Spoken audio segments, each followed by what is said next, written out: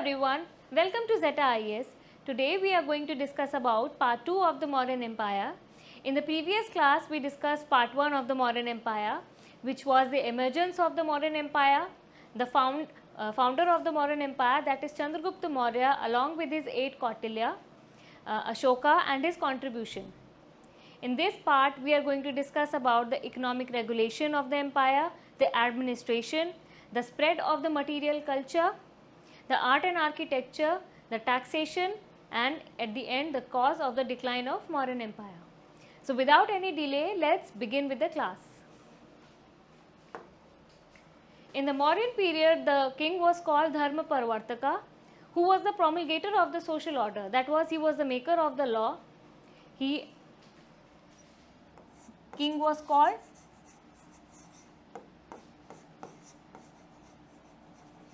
Dharma Parvartaka,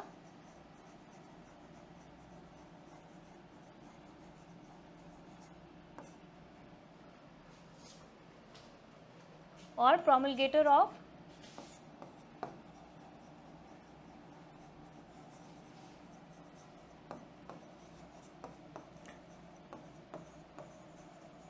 of the social order.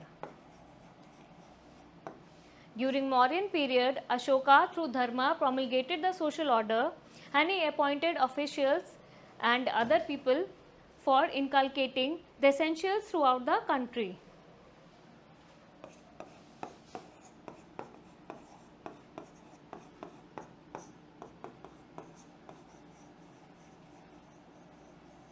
Dharma was part of the social order during Mauryan times.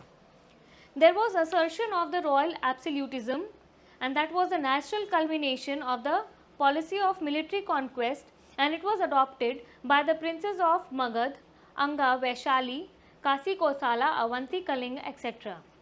And these regions were annexed to the Magad Empire one by one. So royal absolutism means the monarch, and the military conquest means when a region is captured through military conquest.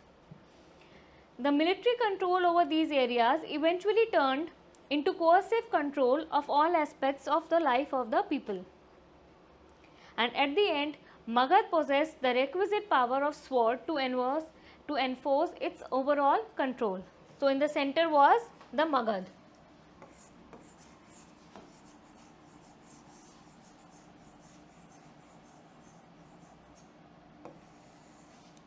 It had a centralized power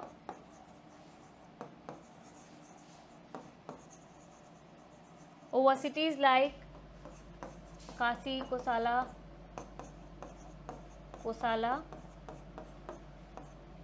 Avanti, Kaling, etc. In order to control all spheres of life, the state had to maintain a vast bureaucracy. In no other period of ancient history we hear so many officers as in Mauryan time. So there was existence of huge bureaucracy. This was huge, and this bureaucracy was backed by an elaborate system of espionage.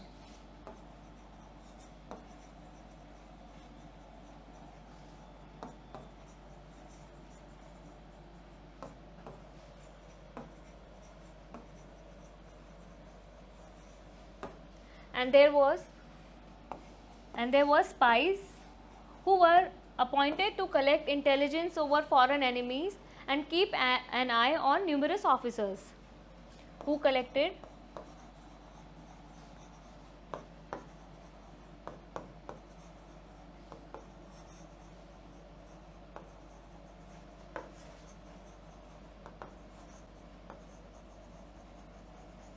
foreign enemies and kept eye on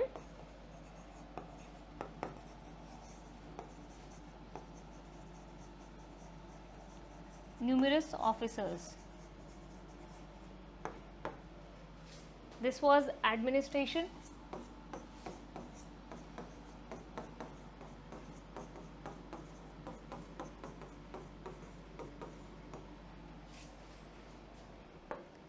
There were many important functionaries and positions during Mauryan periods. One was Tirthas, important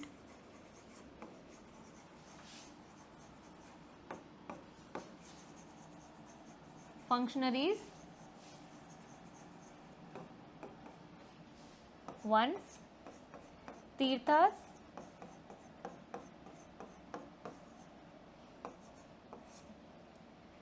Purohit,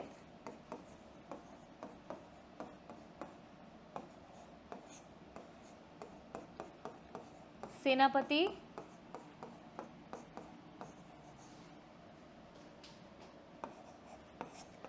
Yuvraj,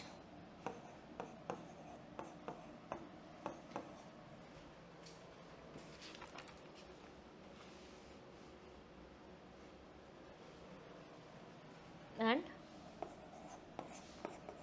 Mantrin.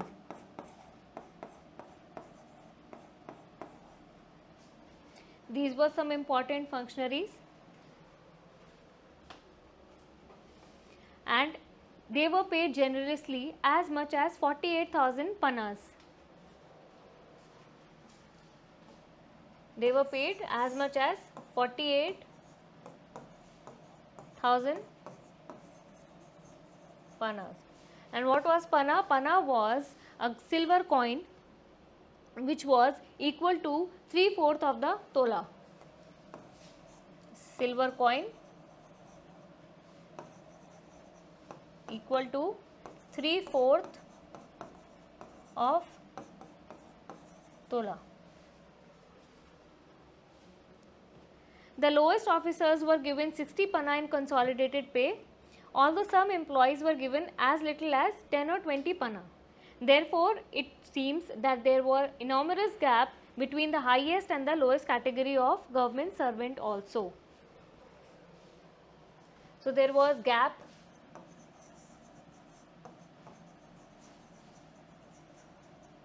between lower and higher government servants. Purohit are high priest, Senapati is commander in chief, Yuvraj is crown prince, Mantrin is minister.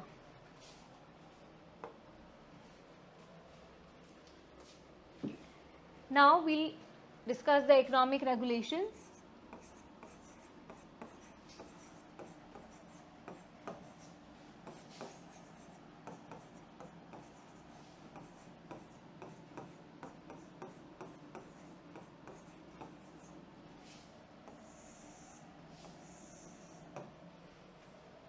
According to Arthashastra of Kautilya, state appointed 27 superintendents called Adhyakshas, mostly to regulate the economic activities of the state. So, according to Arthashastra, Arthashastra was a book written by Kautilya which gives an account of the Mauryan Empire. According to Arthashastra, 27 superintendents known as Adhyakshas.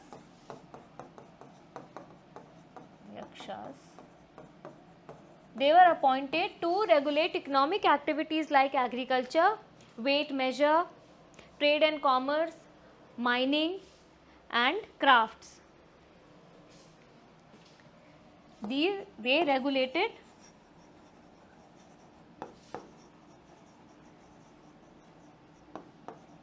economic activities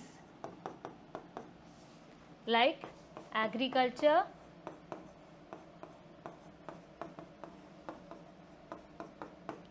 trade and commerce,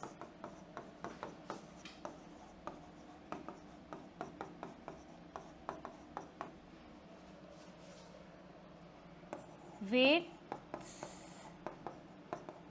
and measures, etc. Weaving, mining, etc. The state also provided irrigation facilities and regulated water supply for the benefit of agriculturists. So irrigation facility was also provided. This we have discussed in the previous video also, that irrigation facility was provided to the peasants and they were charged extra for the irrigation facility. So it was provided to the agriculturists.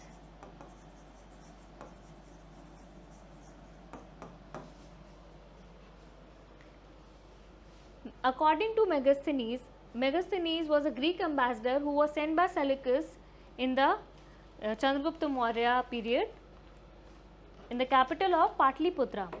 So according to Megasthenes, he informs us that in Mauryan period the officer measured the land same as in Egypt and inspected the channels through which water was distributed into smaller channels.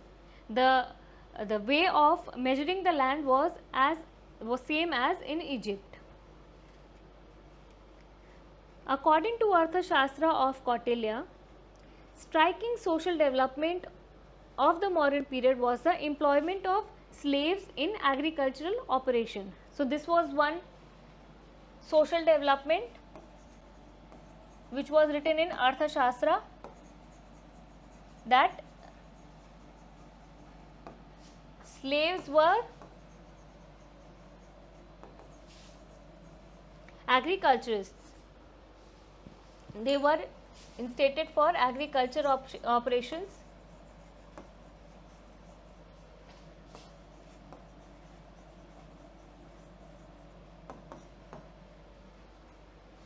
And the state maintained farms on which numerous slaves and hired laborers were employed. So it was rich in farms also, where these slaves were appointed, slaves and hired laborers worked.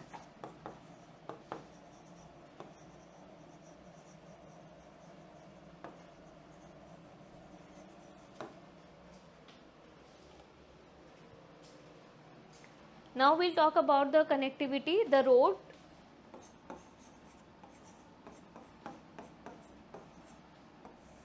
According to Megasthenes, the northwest part of the India was connected with Patna by road. So the northwest India was connected to Patna. Patna was connected to Kaling through eastern Madhya Pradesh. It was Kaling through eastern Madhya Pradesh, and Patna was also connected to Sasaram,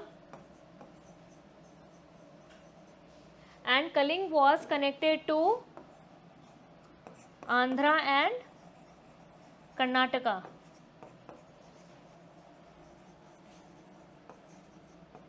This was the road connectivity, and Sasaram was connected to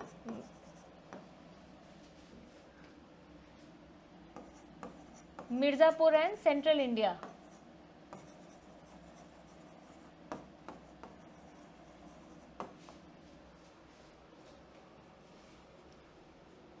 This was the road connectivity during Mauryan period.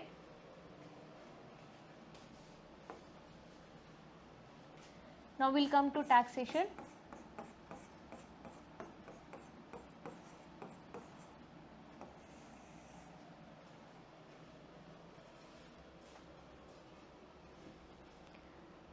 The Maurya period constitutes a landmark in the system of taxation in ancient India.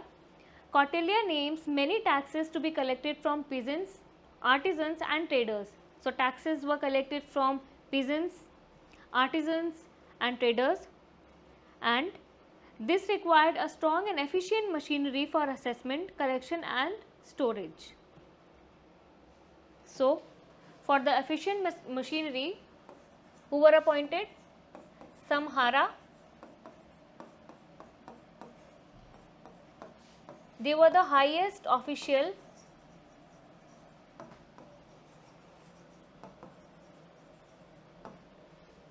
in charge of assessment of tax, in charge of assessment of tax, and Samdhata.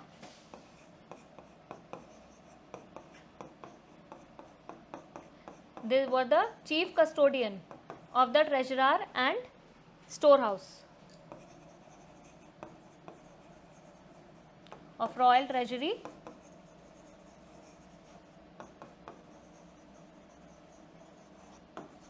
and looked at storehouse.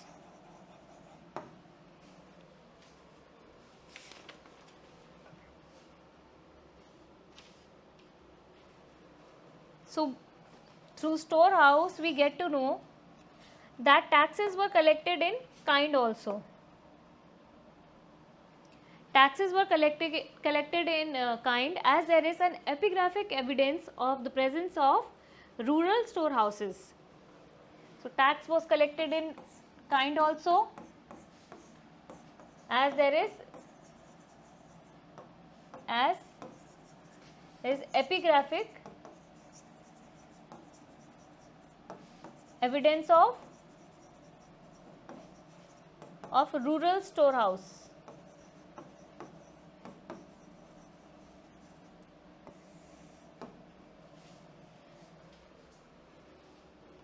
Where the granaries were stored, and it helped local people in times of famine, drought. The granary was stored and helped local people during famine, drought, during calamities.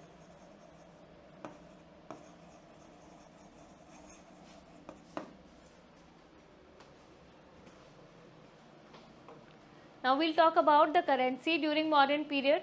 The punch marked coins were the imperial currency of the modern period.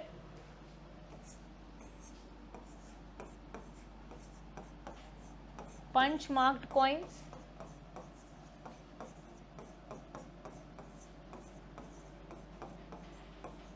which carried the symbol of peacock, hill and the crescent. Peacock, hill and crescent. And this was the imperial currency of the Mauryas, and these punch marked coins have been discovered in large numbers. These punch marked coins, they were used for the collection of taxes and the payment of officers in cash, and because of its uniformity, the currency facilitated market exchange in the wider area also. So, it was used to pay the officers, it was used to collect tax, and it was used for market exchange also.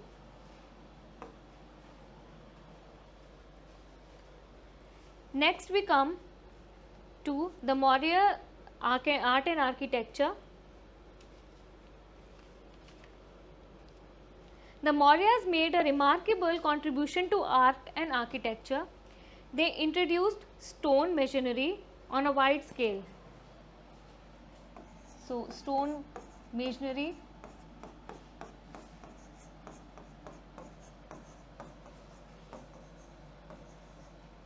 was found according to Megasthenes, and Megasthenes states that the Maurya palace at Patliputra was that technical knowledge involved in their polishing and transport which was spread far and wide. The Mauryan artisans also started the practice of hewing out caves from rocks for monks to live in. The earliest examples are the Barabar caves at distance of 30 km from Gaya.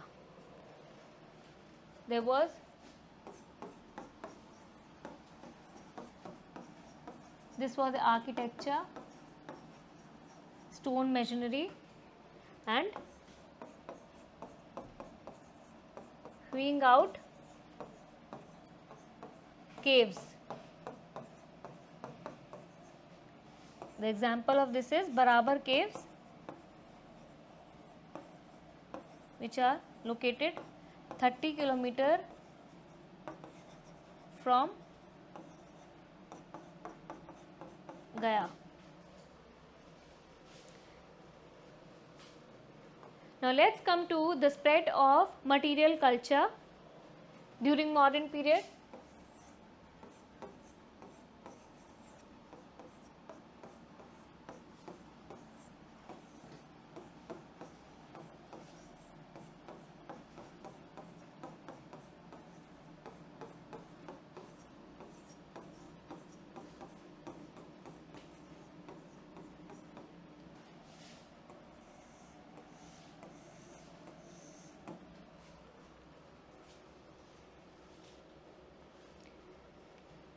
The Mauryan state machinery was as splendid as that of the as in the capital of Iran. So it was very splendid. The state machinery was splendid.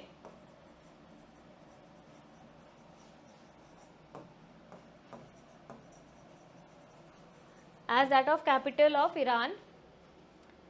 We see fragments of stone pillars and stumps indicating the existence of 80 pillared hall, which was discovered at Kumrahar on the outskirts of modern Patna. All this seemed to be a great feat of engineering. Each pillar is made of a single piece of sandstone, and on their capitals, which contain beautiful sculptures in the form of lion or bulls, which are joined with pillars on the top. So there are fragments of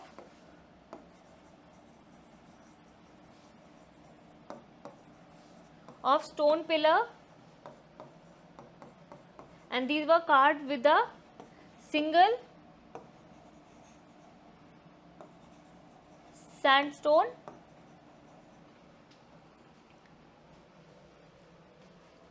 single piece of sandstone, and on their capitals, like this is the pillar, and through they were made beautiful sculptures like lion and everything, and it was connected through pillars. So this was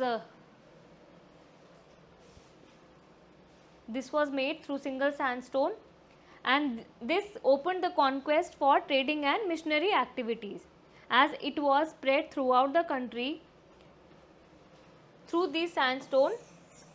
They were spread throughout the country, which opened for trading and conquest for trading and missionary activities.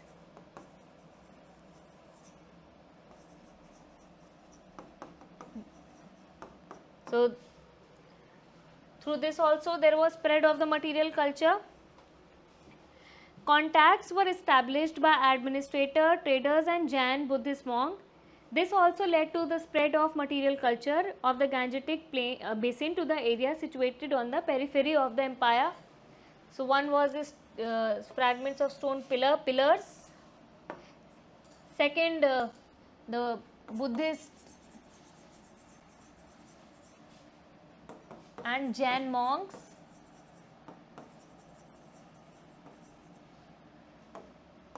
Administrators,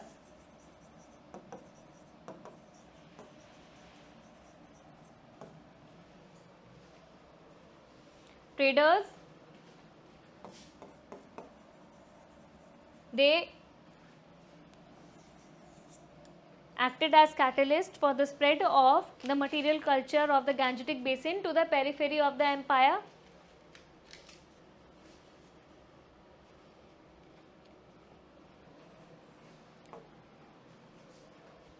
The new material culture in the Gangetic basin was based on an intensive use of iron, plenty of punch-marked coins, abundance of beautiful pottery called northern blackware, polished ware, and introduction of burnt bricks and ring wells. So these are few substances through which there was spread of the material culture in other areas. There was the intensive use of iron. Third was intensive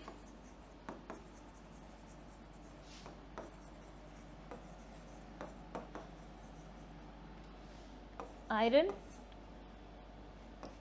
beautiful pottery, that was northern black, polished ware, that is NBPW.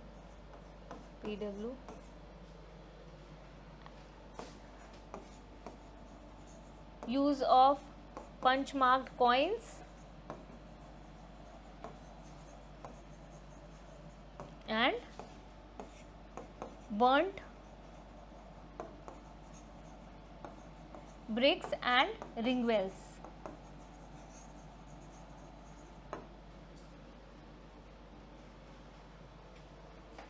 Through these also there was spread of the material culture apart from the empire. to other areas. There was an easy access to the iron ores of southern Bihar, and people used more and more of iron implements, and to this area belongs the socketed axes, sickles and plowshare on large scale. So, there was intensive use of iron, and in the southern Bihar we find iron, southern Bihar. So, and anyone can use it, easy access was there irrespective of any class, easy access to the use of iron, and there was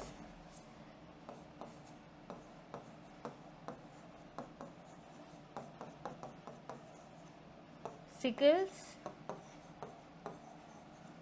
and plowshare.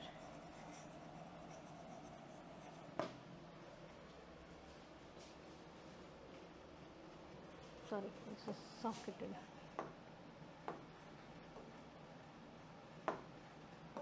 Socketed axes, sickles and plowshare. And because of the use of iron, arms and weapons were the monopoly of modern period. Arms and weapon monopoly.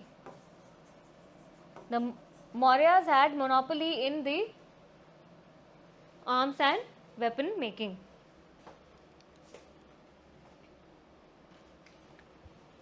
Let's come to burnt bricks. In modern period, burnt bricks were used for the first time in northeastern India. The Maurya structure made of burnt bricks have been found in Bihar and Uttar Pradesh.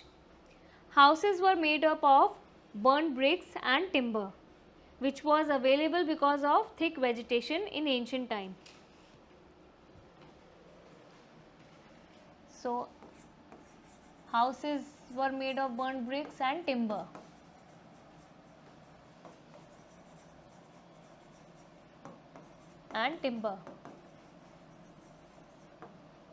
Megasthenes also speaks about the use of timber.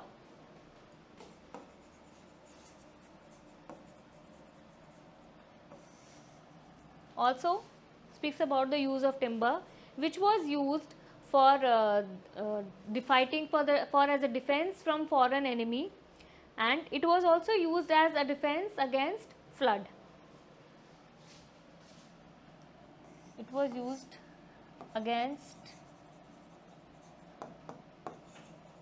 foreign. The log of wood was used for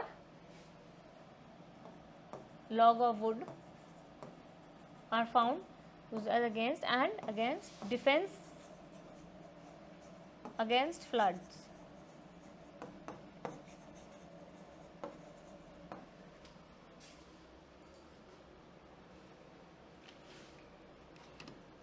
The use of burnt bricks spread in the outlying province of the empire, and because of this diffusion of the use of burnt bricks, it was possible to have long lasting and large structures made of mud and mud bricks, and which further led to the flowering of towns in different parts of the empire.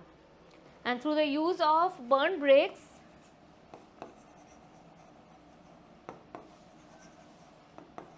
we had large and lasting structures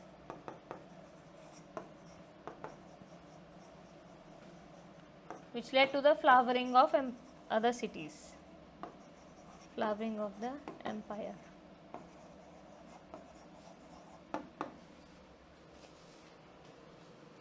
Next we come to ring wells.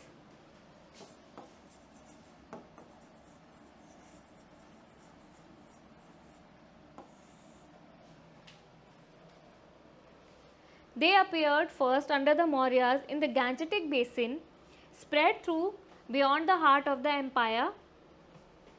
So, they appear first in the ancient history in modern period. First appeared in modern Empire. And these ring wells, they were used for domestic purpose. They were used for supplying water to houses, and therefore it was very imperative to find settlement near banks of the river. And ring wells also served as soakage pits in congested settlements. So, ring wells were used for supply of water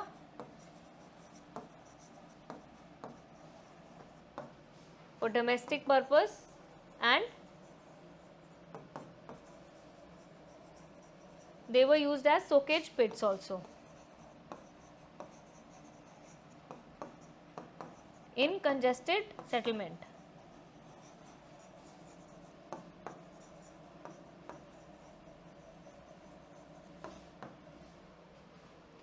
So, this is the importance of ring wells.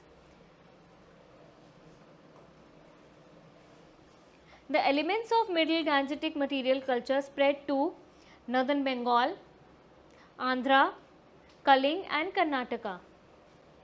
So, material culture spread to areas of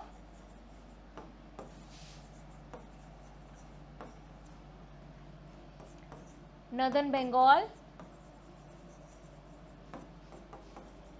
Andhra,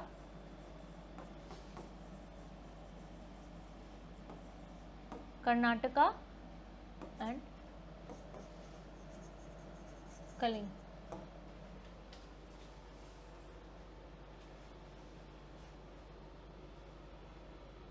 We find northern black polished ware at Bangarh in Dinajpur. We also find northern black polished ware in 24 Parganas in West Bengal.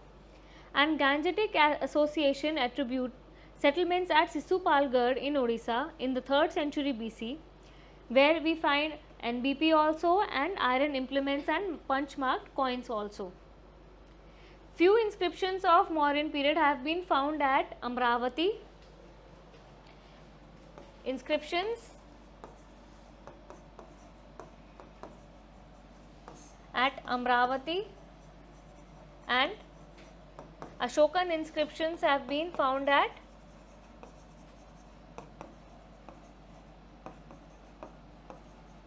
Iragudi also.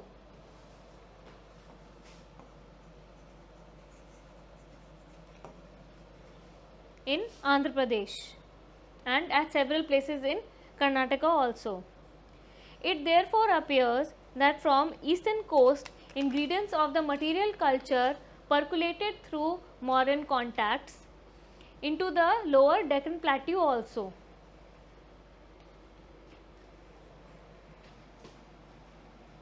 There was art of making steel also.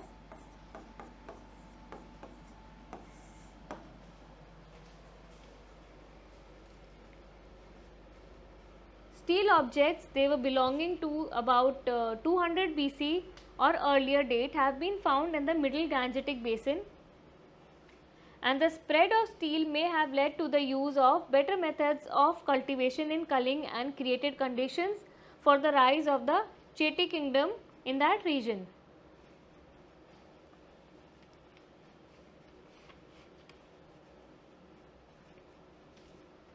Kautilya advised that the new settlement would be founded with the help of cultivators who were apparently Vaishyas, and in order to bring the virgin soil under cultivation, the new peasants were allowed remission in tax and supplied with cattle and seeds and money.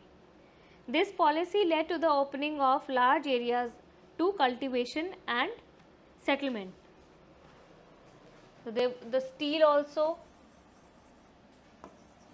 remission of tax and cattle and seeds were provided to Vaisyas who cultivated virgin land.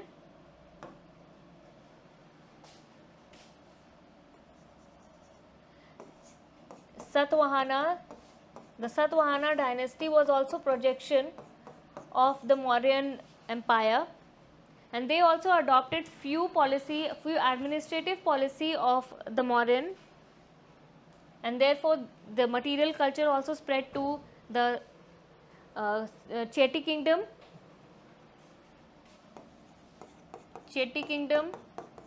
Satavahanas,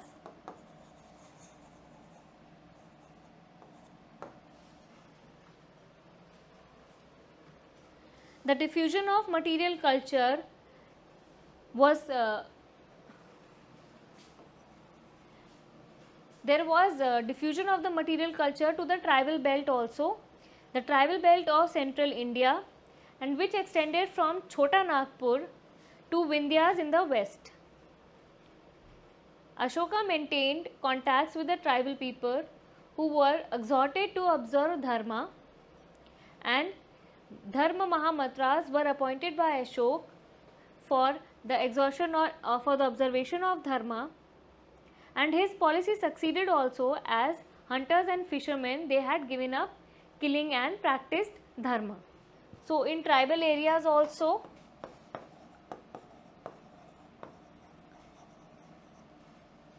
the material culture, there was diffusion from Chota Nagpur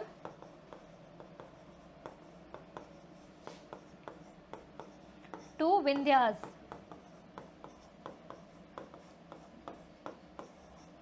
So the material culture, it spread from Chota Nagpur to Vindhyas also in the west, and Dharma Mahamatras were appointed to observe dharma in tribal people, the tribal area. Lastly, we come to the cause of the fall of the Mauryas.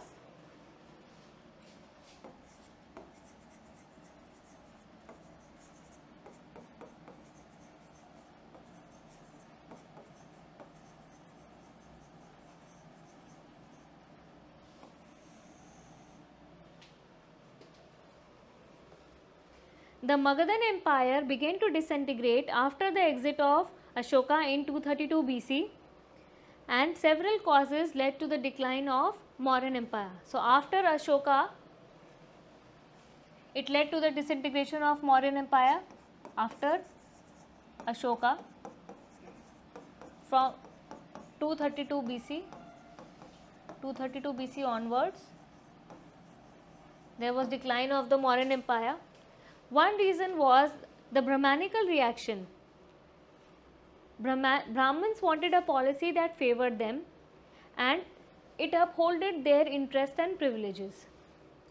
As Ashoka was in the policy of anti-sacrifice and abandoning ritual performed by women, so Brahmins, they were not benefited by that, and they were not satisfied with this tolerant policy.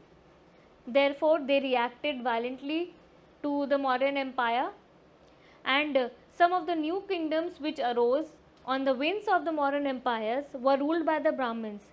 That were the Shungas, the Kanwas, the Satavahanas.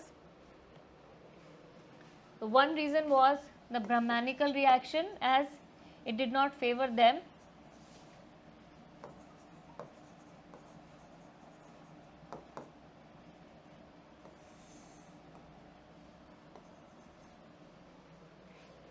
Second reason was the financial crisis. As Maurya had huge bureaucracy, they had huge army also. To maintain all this, the financial position was weak, it was getting weak, as a large amount of grants were also made to the Buddhist monk, which left the royal treasury empty. In order to meet these expenses, at the last stage they had to melt the images of made of gold also. So there was financial crisis, as they had huge expenses, the expenditure were huge, financial crisis. Third was, there was oppressive rule. There was the presence of oppressive rule in the provinces in the reign of Bindusara. In the region of Taxila also, there was complaints against the misrule of wicked bureaucrats called Dushmatyas. But after Ashok, it returned to its original state of oppressive rule. So oppressive rule was also one reason, as people wanted freedom from the wicked bureaucrats.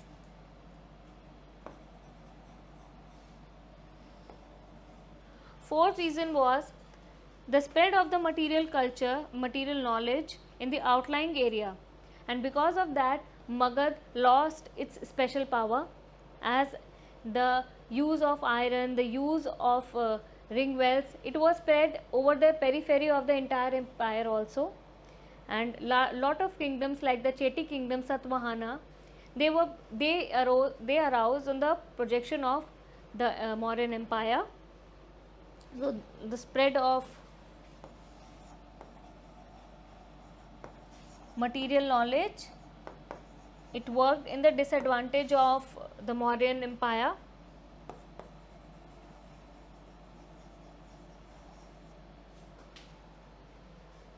And the last one, the neglect of the northwest frontier and the Great Wall of China. Due to the neglect of the northwest frontier, the Scythians made a push towards India, and they forced the Parthans, the Sakas and the Greeks to move towards India. And therefore the Greeks, they set up a kingdom in North Afghanistan, which was first known as Bactria, and they were the first to invade India in 206 BC. So because of that neglect of the northwest frontier, the one who were ruling the northwest, the Parthians, the Saka and the Greeks, they moved towards India and captured the Magadhan Mauryan Empire.